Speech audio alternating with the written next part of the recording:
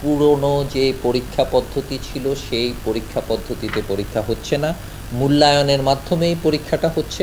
এবং যেভাবে আগে মূল্যায়নের ক্ষেত্রে আমরা 5 দিন 7 দিন ধরে একটা কাজ করতে করতে তারপরে সেইটার একটা ফাইনাল ডেমনস্ট্রেশন করতাম, এখনও তাই হবে।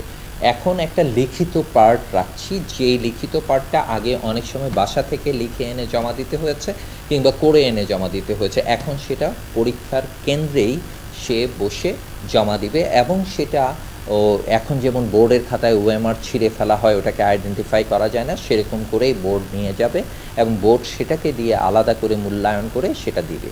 এটা হবে। কিন্তু আগের মতো ওই 1 ঘন্টার পরীক্ষা বা 3 ঘন্টার পরীক্ষা, ঘন্টা বাজবে, প্রশ্ন দিবে, তারপরে উত্তর লিখবে, ঘন্টা বাজবে, শেষ হয়ে যাবে, সেরকম না। এটা হচ্ছে তার স্কুল টাইম যতক্ষণ পর্যন্ত সে ক্লাস করে সেরকম একটা সময়ই সে কাজ করবে, মাঝখানে একটা ব্রেক সহ 1 ঘন্টার।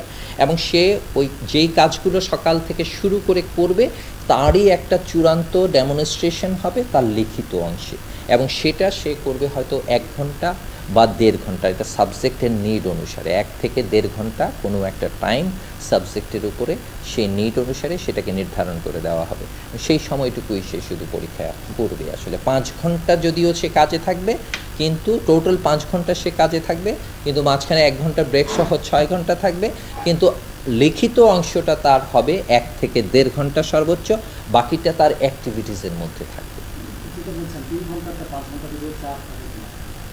না না না, একদম 5 না। আপনি যদি 1 ঘন্টারও লিখিত পরীক্ষা দেন সেটাও চাপ হবে। এখানে যেটা করা হচ্ছে সেটা যা করেছে তার বর্ণনাটা সে যখন লিখবে তখন এটার কোনো চাপ না। এখন যদি আপনি 1.5 ঘন্টারও একটা পরীক্ষা দেন কিন্তু তাকে প্রশ্ন মুখস্থ করে এসে পরীক্ষা দিতে হয়, তখন সেটা তার কাছে চাপ। কারণ কি মুখস্থ করে এসছে, কি কমন পড়েছে আর কি কমন পড়ে নাই, তখন ওটা চাপ। কিন্তু লম্বা সময় থাকতে হবে, এবং সেই লম্বা সময় থাকার জন্য তার কোনো টায়ার্ডনেস লাগবে না। কারণ যে কিনা বলে যে টেস্ট ক্রিকেট খেলে সে কিন্তু টায়ার্ডনেস ফিল করে না, এবং সে মনে করে না যে এটা একটা প্রেশার, কিন্তু আসলে সে প্রেশার নেয়ও। কিন্তু সেই প্রেশারটা আপনার পরীক্ষার প্রেশারের মতো দুর্বিষহ প্রেশার না, জ্বরের মতো প্রেশার না, সেই প্রেশারটা তার আনন্দের প্রেশার।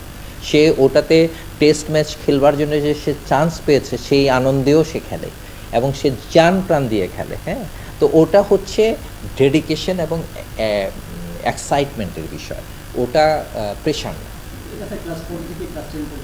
ক্লাস 4 থেকে